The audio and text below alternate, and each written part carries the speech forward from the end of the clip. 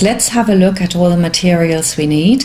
I would always recommend KamSnaps if you're a beginner especially and you don't know how to put a button in. I love these tools that come with the KamSnap packages you can get. They're like $19 and you get loads of different colors for it. You can of course also use a cover button, and there is a separate video which shows you how to cover one of those buttons. Then for using a yarn, I would recommend that you use a high quality yarn for all your top stitching, and when you look really closely you want none of the fiber sticking out. I'm using Gutermann, but you can use any other thread as well.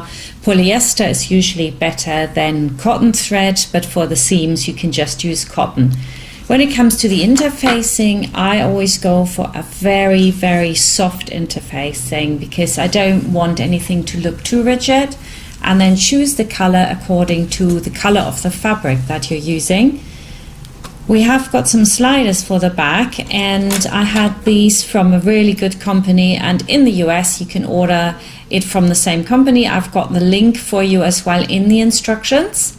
They're great. If you're making it for a girl, then you could make it a lot wider, and I show you how that works in the bonus video for the girl's waistcoat, and then it looks almost like a little bow if you make your ties twice as wide.